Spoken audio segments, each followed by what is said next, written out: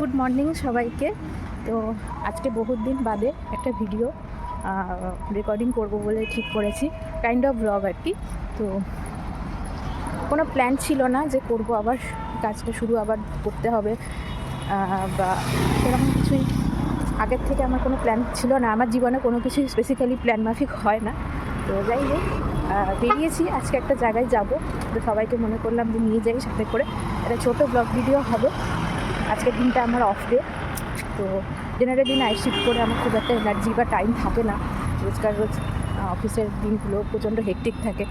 তো দেখা যাক কতদূর তোমাদেরকে নিয়ে যেতে পারি আর কতটা রেকর্ডিং করতে পারি, কারণ যে জায়গায় যাচ্ছি জানি না কতটা ওরা অ্যালাউ করে রেকর্ডিং বা ভিডিও করা। এই জিনিসগুলো আর অভ্যাসও ছুটে গেছে, বহুদিন হলো যে আমি ব্লগিং করি না, বা সেই অভ্যাসটাও চলে গেছে। তো ক্যামেরার মুভমেন্ট বা আমার কথা বলার ধরন একটুখানি হয়তো অকওয়ার্ড লাগতে পারে বা প্রফেশনাল না লাগতে পারে, কারণ আমি প্রফেশনাল ব্লগার নই। তো কিন্তু আমি ভালোবাসি কাজটা, আগেও করতাম, বহুদিন করেছি কাজটা। তো এখন কর্মসূত্রে বা কাজের চাপে হয়তো হয়ে ওঠে না, কিন্তু স্টিল ইচ্ছা তো করেই জিনিসটা আবার শুরু করতে, কাইন্ড অফ আমাদের হেক্টিক শিডিউলের থেকে একটুখানি বেরিয়ে অন্যরকমভাবে জীবনটাকে কাটানো, একটা রিফ্রেশমেন্ট বলতে পারো তোমরা। তো আমার লুকটাকেও একটুখানি ইগনোর করো, কারণ সেভাবে প্ল্যান প্রোগ্রাম করে খুব একটা আমার হয়নি আজকের ভিডিওটা। তো যাই হোক, আর বেশি কথা বাড়াবো না। আর আজকে আমি কোথায় দাঁড়িয়ে আছি এই মুহূর্তে, একটা ছোট্ট ইনস্ট্যান্স, তো লুক তোমাদের একটু দেখিয়ে দিই। এই মুহূর্তে আমি ঠিক দাঁড়িয়ে আছি বিশ্ববাংলা গেটের ঠিক সামনে। আর এখানে একটা রোড রয়েছে, এটাকে অ্যাকচুয়ালি ব্লক বলা হয়। এক একটা ব্লকে এক একটা আর কি রেসিডেন্সি বলো, বা এখানে যেই নতুন নতুন প্লটগুলো তৈরি হয়েছে সেই জায়গাগুলোতে দাঁড়িয়ে আছি। উল্টো দিকে দেখতে পাবে দিশা মহানগর বলে, যেই দিশার বড় আই হসপিটাল রয়েছে। আর সামনেই দেখছো মেন রোড, যেই মেন রোডটা তোমার এয়ারপোর্টের সাথে একদম কানেক্টেড রয়েছে। সোজা গেলেই এয়ারপোর্ট একদম। তো চলো দেখা যাক। আজকে আমি চলছি, খুব সম্ভবত আমি যাব করুণাময়ী থেকে আমি আবার চেঞ্জ করব আমার রুটটা। তো কোথায় যাই, কী করি সারাদিন, কী আমার কাজ থাকে, সেটাও তোমাদের সাথে আজকে শেয়ার করব। সঙ্গে থাকো, দেখতে থাকো, ঠিক আছে? চলো।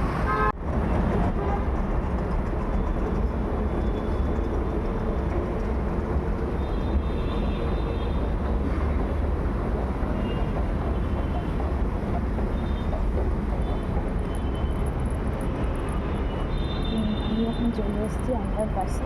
এবার আমরা যাবো বাস স্ট্যান্ডের দিকে।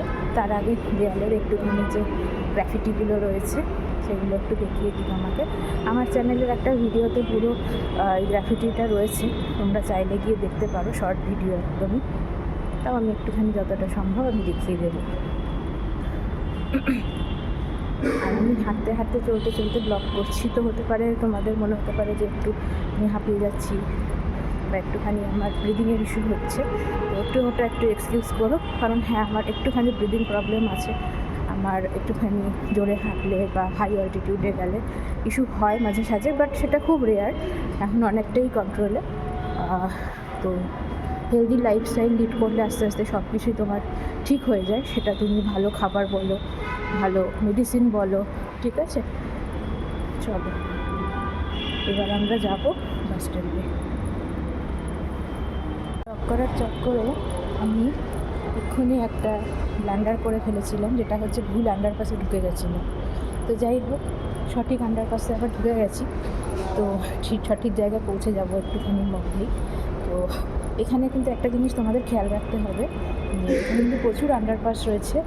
তো কোথায় যাওয়ার জন্য কোন আন্ডারপাসটা ধরতে হবে সেটা একটুখানি মাথায় নিয়ে চললে কিন্তু ভালো হয়।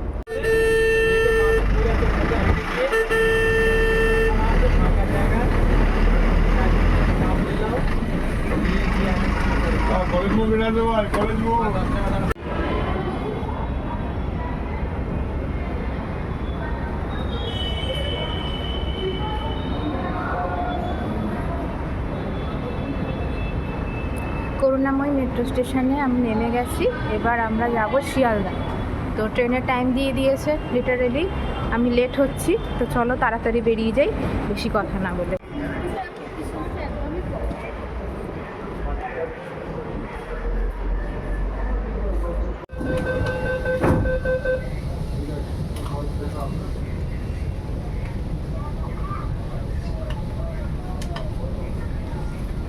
দাঁড়িয়ে ব্লগ করাটা একটু টাফ, তাও আমি চেষ্টা করব যতটা পারলেও দেখানো যায়। সবাই চেনেন এই জায়গাটা, যারা যারা কলকাতায় মোটামুটি থাকেন। এটা হলো সব থেকে busiest railway station in Asia, সেটা হচ্ছে শিয়ালদা রেলওয়ে স্টেশন।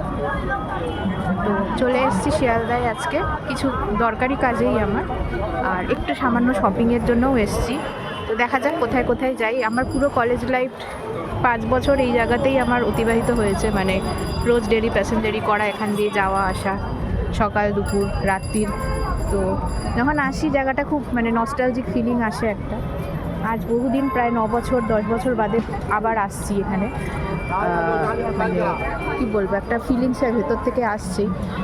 তো বেশি আর কথা বলবো না, দেখা যাক আমরা সামনে কতদূর কোথায় যেতে পারি, কী কী এক্সপ্লোর করতে পারি। কারণ জায়গাটায় না অনেক কিছু আছে এক্সপ্লোর করার, কিন্তু সময়ের অভাবে, কাজের চাপে আমাদের সেই জিনিসগুলো আর হয়ে ওঠে না। তো আচ্ছা, দেখি কতদূর কি এক্সপ্লোর করতে পারি। আপনারাও সঙ্গে থাকুন আর দেখতে থাকুন। তো আমি চলে এসেছি শিয়ালদা সংলগ্ন স্মার্ট বাজারে, এবং এখানে তো সব রকম জিনিসের বিপুল সমাহার রয়েছে।